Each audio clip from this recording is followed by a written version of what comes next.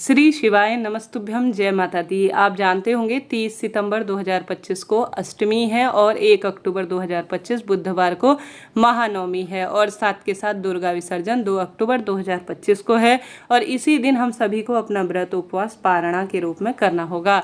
आइए जानते हैं कैसे आपको अष्टमी, नवमी और दशहरे के दिन उपाय करने हैं ताकि नौकरी, विवाह, रोग, कर्ज की परेशानी दूर हो। कैसे आपको पूजा विधि करनी है, शुभ मुहूर्त की जानकारी और संपूर्ण नियम आप इस छोटे से वीडियो को देख लेंगे तो आपको ज्ञात हो जाएगी। तो ध्यान से सुनिएगा, अंत तक बने रहिएगा।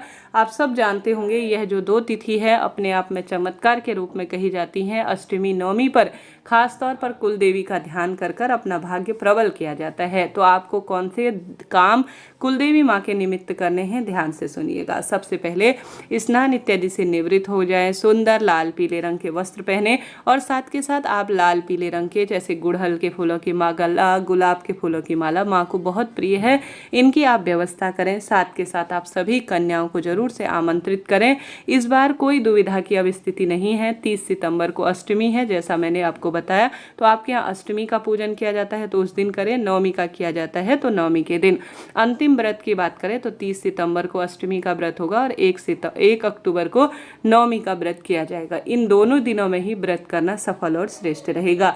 जल्दी उठे कन्या और महिला सभी आप जो है घर के दरवाजे पर एक लंबी बत्ती का सबसे पहले माँ भगवती के या जो है स्मरण में, आगमन में दीपदान के रूप में करें। घर पर हल्दी और कुमकुम का छिड़काव कर कर आप सभी सुंदर भाव सच्चे मन से तुलसी माँ का पूजन करें।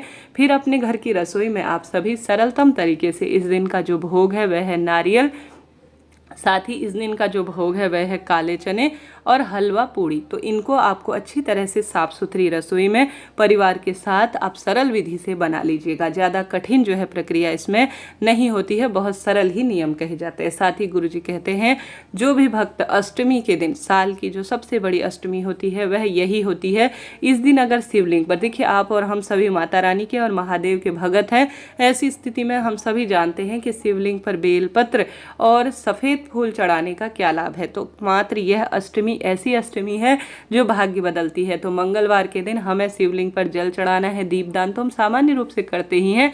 तो अष्टमी तिथि का ध्यान कर कर अपने विवाह, नौकरी, रोग, कर्ज इत्यादि की मुक्ति के लिए हमें एक बेलपत्र और एक सफ़ेद फूल शिवलिंग पर जरूर चढ़ाना है। साथ के साथ अपने घर का मंदिर जो है उसे किसी कपड़े से आप पोंछ लीजिए, साफ सुथरा सा कर लीजिए। उसके बाद आप कहें कि हे माँ भगवती, हे कुलदेवी मैया, आज अष्टमी नवमी के निमित्त जो भी आपके कुलदेवी हैं उनका ध्यान करें और जो है महागौरी का ध्यान करें जो कि अष्टमी तिथि की देवी हैं, उनका ध्यान कर कर आप सभी माँ पर जो है, जैसे आप माता रानी के सुंदर भाव को स्नान कराते हैं जल का छींटन कर कर, स्क्रीन पर आप देख पा रहे हैं, इस तरह से माता को आप जल के छींटे देकर स्नान कराएं। उसके बाद दीपक पहले से लगा हुआ है तो बहुत ही बढ़िया है।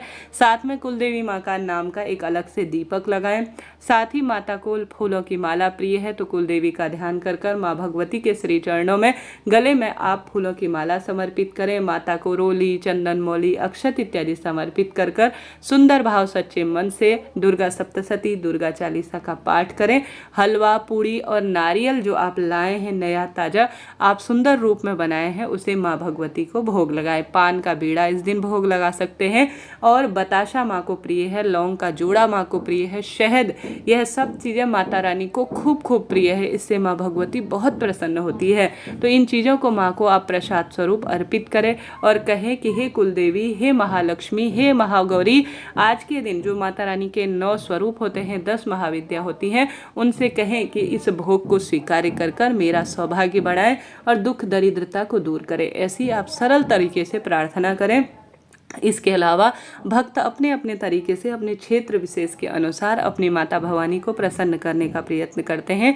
आप भी उसी तरह से करें, जैसे कि नवग्रहों पर भी हल्दी कुमकुम समर्पित करें, कलश देवता है उस पर भी रोली, चंदन, मौली समर्पित करें और सरलतम विधि से आप अष्टमी नवमी की पूजा पूर्ण कीजिएगा। चाहे तो इस दिन आप 9 लौंग की माला, 11, 21 लौंग की माला लाल या काले धागे में बनाकर, या आप सभी अपनी इच्छा अनुसार, अपनी सामर्थ्य अनुसार जो है माता रानी के गले में कई कई भक्त अपनी उम्र के अनुसार भी विशेष इच्छाओं के लिए, जैसे नौकरी, धन संपदा, रोग, कर्ज इत्यादि की मुक्ति के लिए लौंग की अपनी उम्र बराबर या 108, 11, 21 जितना उससे बन पड़े लाल या काले धागे में सुंदर रूप में पिरोकर माता के गले में धारण कराते हैं। यह भी सौभाग्य का सबसे बड़ा काम होता है।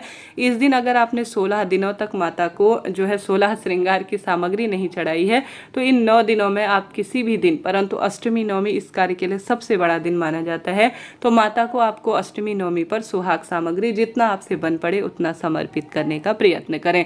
बस इतना सा भी कार्य आप कर लेंगे तो अष्टमी नवमी आपका व्रत सफल हो जाएगा। तो आपने भोग लगा दिया, सुहाग सामग्री समर्पित कर दी, माँ को हल्दी कुमकुम समर्पित कर दी और फूलों की माला या लौंग की माला समर्पित कर कर आप सभी ने सरल सरल तरीके से दुर्गा सप्तशती या दुर्गा चालीसा का पाठ कर लिया और महादेव के शिवलिंग की अच्छी तरह से पूजा कर ली, तो यही कार्य आपके भाग्य को प्रबल कर सकता है। इसके बाद आप सभी को छोटा सा हवन करना है। स्क्रीन पर आप देख पा रहे हैं थोड़ा सा गोबर का जो कंडा होता है उसे आप सुलगा लीजिए। सबसे पहले गौरी गणेश की 2 आहुति दीजिए, फिर अपनी कुलदेवी के नाम की 1 आहुति दीजिए, क्योंकि आज के दिन जो है वही हैं जो आज की देवी हैं। बाजार में संविधा अर्थात जो हमारे हवन करने की सामग्री होती है आसानी से मिल जाती है। तो सबसे पहले गौरी गणेश की आप जो है आहुति दीजिए। उसके बाद आप सभी सुंदर भाव सच्चे मन से अपनी कुलदेवी के नाम की अष्टमी नवमी के दिन 11 या छोटे से हवन में आहुति दीजिए और उसके साथ साथ माता रानी के 9 स्वरूपों की आप आहुति देकर साथ के साथ आप कम से कम 11 आहुति तो जो हवन सामग्री में जरूर दीजिएगा। इसके अलावा पंच देवताओं की दे सकते हैं, हनुमान जी की दे सकते हैं आहुति, पितरों की दे सकते हैं, यह आपकी इच्छा है, परंतु कम से कम आपको जो है 11 आहुति हवन में जरूर देनी है। अष्टमी नवमी पर हवन करना भाग्य प्रबल करता है। कैसे किया जाता है हवन का कार्य, कमेंट्स बॉक्स में नंबर मैंने अपना वो पिन किया हुआ है वीडियो, ताकि आपको कोई दिक्कत ना हो। मैंने उसमें करके दिखाया है, फिर उससे आपको बहुत सुविधा और आराम हो जाएगा, तो आप उस वीडियो को जरूर देख लीजिएगा। तो इस तरह से अष्टमी नवमी पर आपको हवन करना है। हवन करने के बाद ही कन्या पूजन किया जाता है। तो आप सभी को हवन करने के बाद आज जो है कन्याओं को आपको पूजन करना है। जैसे कि आपने जो सामग्री हलवा पूड़ी चने भोग में लगाए हैं उसे माता ने स्वीकार कर लिया है। अब आप सभी उसे जो भोजन है जिसे आप कन्याओं को प्रसाद खिलाएंगे, उन्हें दान देंगे, दक्षिणा देंगे, उस सामग्री में आपको मिलाना है ताकि यह पूरा माता का प्रसाद हो जाए। अब इसे कन्याओं को बैठकर आपको खिलाना है। कन्याओं के पैर धुलाकर आप उनके रोली चंदन मौली अक्षत उन्हें समर्पित करें, उनके हाथ में कलावा बांधें और साथ ही उनको आलता लगाएं। उसके बाद कन्याओं को कोई उपहार स्वरूप दान दक्षिणा दें, साथ के साथ उन्हें भोजन कराकर विदा करें। 9 कन्याओं को भोजन कराना चाहिए और एक साथ में लांगुर भी रखना चाहिए, ऐसी मान्यता है। कन्याओं को अगर आप एक चीज दे देते हैं तो भारी से भारी दुर्भाग्य आपका दूर हो जाता है। कन्याओं को आपको मनोकामना कहकर लाल फूल और आवश्यक रूप से लाल कोई ना कोई चुन्नी इत्यादि जरूर देनी है। कन्याओं को आप सभी को बताशा भी देना चाहिए और फल भी देना चाहिए। जो भक्त यह कार्य करता है, दक्षिणा देता है, नारियल उन्हें देता है और साथ के साथ लाल चुन्नी, लाल वस्त्र, बताशा उन्हें देता है। अन्य चीजें अपनी जगह हैं, परंतु इन चीजों को आपको जरूर से देना है। माता को चढ़ाया गया सुहाग आप कन्याओं को दे सकते हैं, तो थोड़ा बहुत आप अपने पास रखें और बाकी का आप कन्याओं को दान दे देते हैं, तो यह सबसे बड़ा सौभाग्य का काम माना जाता है। इससे जो हमारे जीवन में नवग्रहों की दशा खराब हो रही है वह भी सुदृढ़ होती है। शारीरिक, मानसिक, आर्थिक कष्ट बंधनों से भी मुक्ति स्वतः ही मिल जाती है। तो इन कार्यों को करें। साथ के साथ उपाय के रूप में आप माँ भवानी के मंदिर में जाकर एक ध्वजा अर्थात एक जो जिसे पताका कहा जाता है उसमें थोड़ा मक्खन लगाकर अगर तुम देवी के मंदिर में समर्पित कर देते हो तो पारिवारिक जो परेशानी है, पति बच्चों से संबंधित आपसी विचारों का मतभेद रहता है, पति बच्चे या किसी स्वरूप में कोई भी व्यक्ति परेशान है, तो आपने देखा होगा सब मंदिरों में पताका ध्वजा लगी रहती है। आप किसी देवी के मंदिर में थोड़ा मक्खन लगाकर जरूर समर्पित कर आएं। किसी देवी के मंदिर में अपनी तरफ से पोशाक अर्थात माता के पूर्ण वस्त्र धारण करवा देते हैं। 16 श्रृंगार की सामग्री माँ भवानी को जो है समर्पित करवा देते हैं।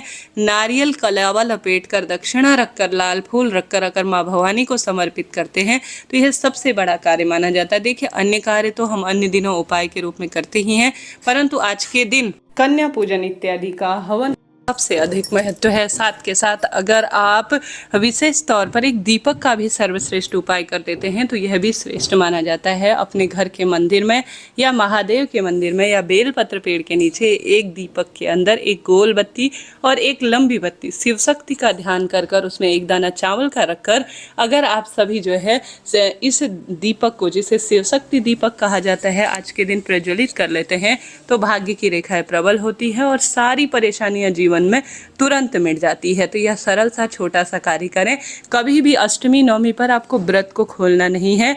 आपको दशहरा, जो कि मैंने बताया समय स्क्रीन पर दिया हुआ है, इसी समय अपने व्रत को खोलना है। कलश विसर्जन के बाद ही व्रत को खोला जाता है। जय माता दी।